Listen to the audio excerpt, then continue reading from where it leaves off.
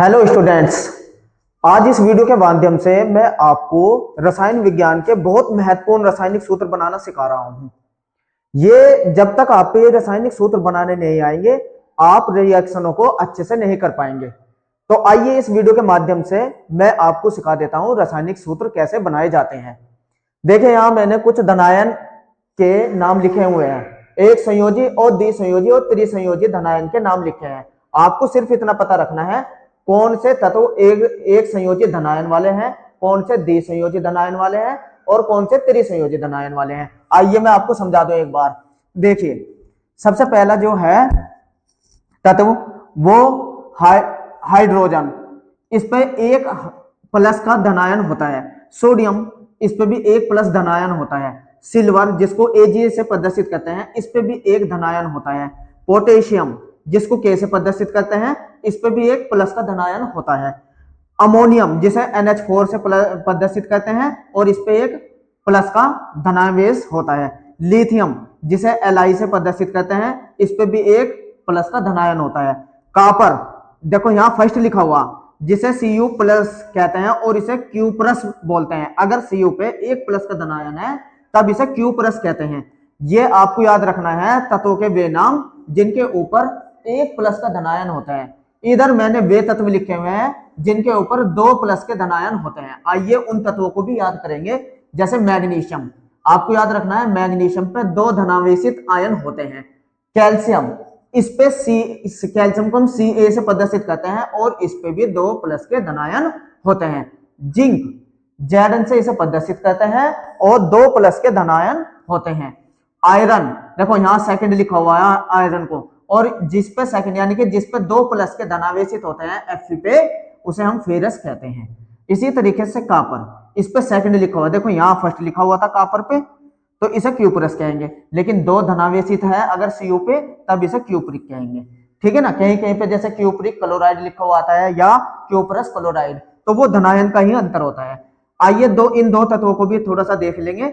जैसे एल्यूमिनियम कहीं लिखा हुआ है तो इसे Al से प्रदर्शित करते हैं और प्लस के तीन धनावेश होते हैं। आयरन जिसको थर्ड यानी कि जिस पे तीन प्लस के धनायन होते हैं उसे फेरिक कहते हैं। दो वाले को हमने क्या कहा था, फेरस, अगर दो धनायन थे।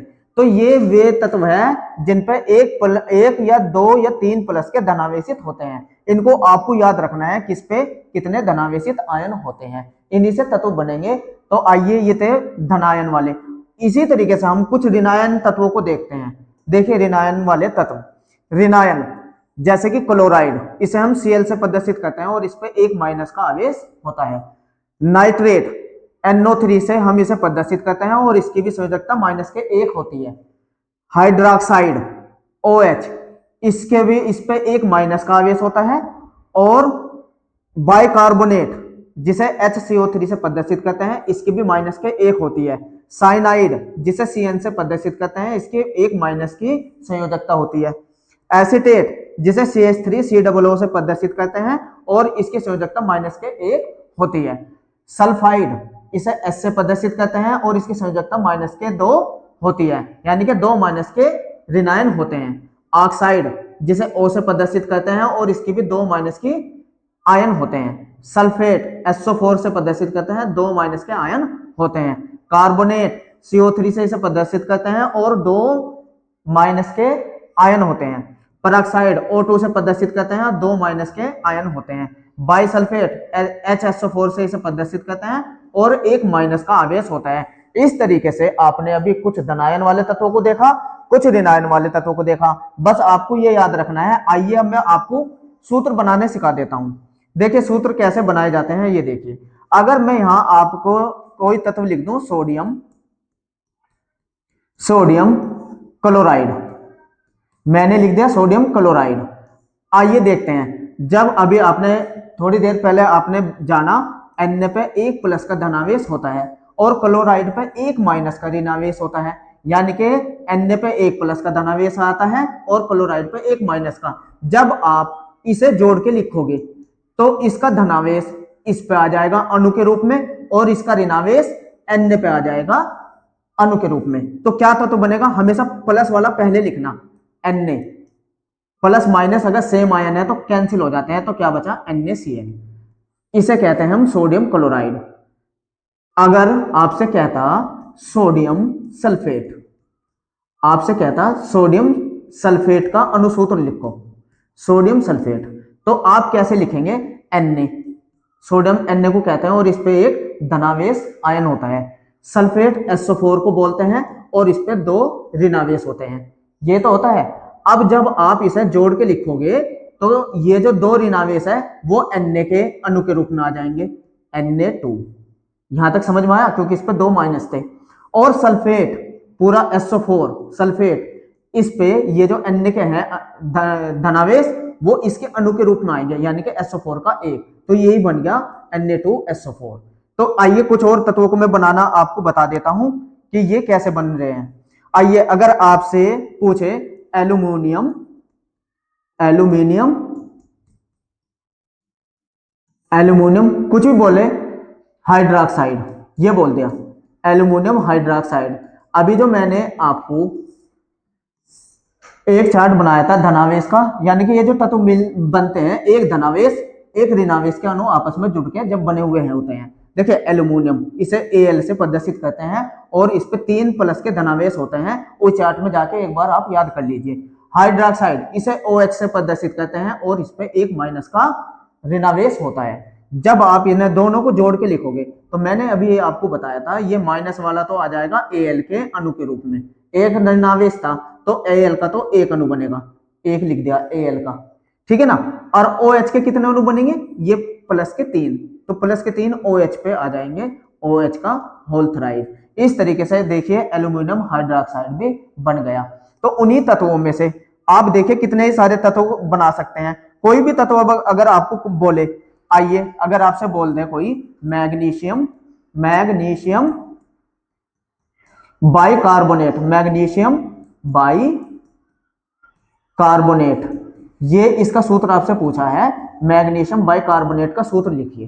तो मैग्नीशियम, इसे Mg से प्रदर्शित करते हैं और 2 प्लस के धनावेश होते हैं। ये तो बात समझ में आई आपके। बाइकार्बोनेट HCO3,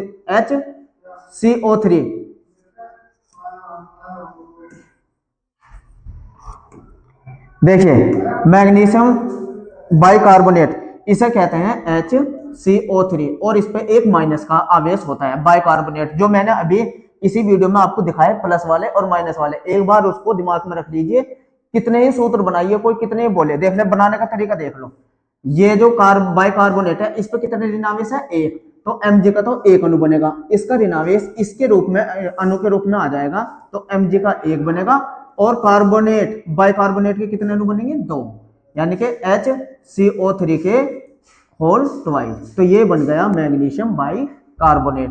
इस तरीके से आप किसी भी तत्व के अनुसूत्र आसानी से बना सकते हैं। आइए कुछ एक आध उदाहरण लेके और देख ले कैसे बनते हैं ये। देखिए अगर आपसे पूछा जाए, कोई सा भी तत्व ले लेते हैं, calcium, calcium carbonate, calcium carbonate, calcium को किसी के साथ बोल लो, एक धातु कैल्शियम कार्बोनेट, कैल्शियम क्लोराइड, लो मैं 2-3 लिख देता हूं, कैल्शियम क्लोराइड, ये लिख दिया,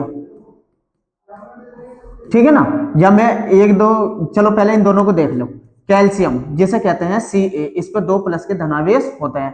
कार्बोनेट इसे कहते हैं CO3, इस पर 2 ऋणावेश होते हैं। जब सेम आयन हो जाते हैं दोनों जगह, यहाँ प्लस के 2 यहाँ माइनस के 2, ये कैंसिल हो जाते हैं, तो क्या बच गया आपके पास? CaCO3। तो ये जो अनुसूत्र बना, ये बन गया कैल्शियम कार्बोनेट का। अब आ रहे रासायनिक सूत्र बनाने, देखिए अब क्या था, कैल्शियम क्लोराइड, एक उदाहरण से समझिए। कैल्शियम Ca, इस पे 2 धनावेश, क्लोराइड इस पे 1 ऋणावेश, ठीक है ना। तो 2 धनावेश, जब आप इसे जोड़ के लिखोगे तो ये 2 प्लस के अणु तो चले जाएंगे Cl पे और 1 माइनस का आ जाएगा Ca पे, तो क्या बनेगा? CaCl2। इस तरीके से ये जो तत्व बना, ये जो रासायनिक सूत्र बना, वो कैल्शियम क्लोराइड का बना। तो आइए एक बार देख लेते हैं पीछे चल के, देखिए जरा। अब देखिए ये मैंने अभी आपको कुछ धनावेशों के नाम बताए थे, ये धनावेशों के नाम याद रखने हैं आपको। देखो ये धनावेशों के नाम बताए थे। अब आप इनमें से किसी के भी साथ लेके ऋणावेश बोलिए और धनावेश बोलिए। देखिए एक ही सूत्र को आप, जैसे कि आप सोडियम का उदाहरण लीजिए, सोडियम है यहाँ, ये सोडियम है, सोडियम पर एक धनावेश है, एक धनावेश। अब इसको किसी भी ऋणावेश के साथ जोड़ के देखिए, ये ऋणावेश है। अब सोडियम को आप किसी के भी साथ बोलिए, देखिए कैसे बोलेंगे। आप बोल सकते हैं इस तरीके से, sodium chloride, sodium nitrate, sodium hydroxide, sodium bicarbonate, sodium cyanide, sodium acetate, sodium sulphide, sodium oxide, sodium sulphate, sodium carbonate, sodium peroxide, sodium bisulphate. इस तरीके से सोडियम से ये सारे सूत्र बन जाएंगे। देखिए कैसे कैसे, आइए देख लेते हैं एक बार। सोडियम को लेकर, उदाहरण को लेकर मैं आपको सिखा रहा हूं।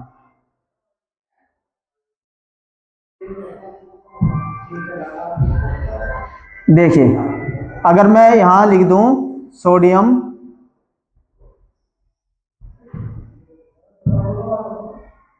अब यही यही देख लेते हैं हम। सोडियम को लेके इनको देखते हैं सोडियम के साथ करके। देखिए अगर मैं बोल दूं sodium chloride, sodium chloride Na पे एक प्लस है और क्लोराइड पे एक माइनस, ये है ना।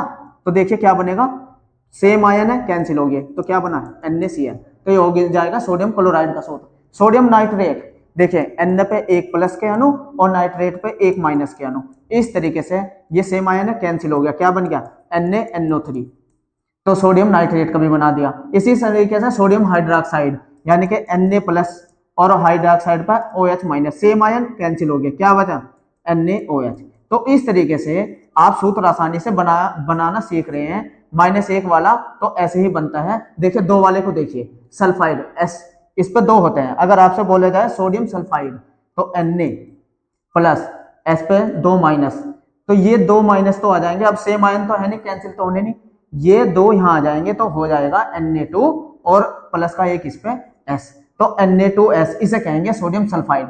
सोडियम ऑक्साइड भी ऐसे ही बनेगा, सोडियम सल्फेट भी ऐसे ही बनेगा, सोडियम कार्बोनेट भी ऐसे ही बनेगा, सोडियम पेरोक्साइड भी ऐसे ही बनेगा, सोडियम बाइसल्फेट भी ऐसे ही बनेगा। तो मैंने एक तत्व से कितने तत्व बन रहे हैं, 6 और 12, तो एक सोडियम के 12 तत्व बने। ऐसे ही सारे धन आएंगे, 12 12 12 12 बनेंगे। इस तरीके से आप कोई भी रासायनिक सूत्र आसानी से लिख सकते हैं। यह हुआ आपका रासायनिक सूत्र बनाने की विधि। तो मेरे साथ जुड़े रहने के लिए थैंक्स।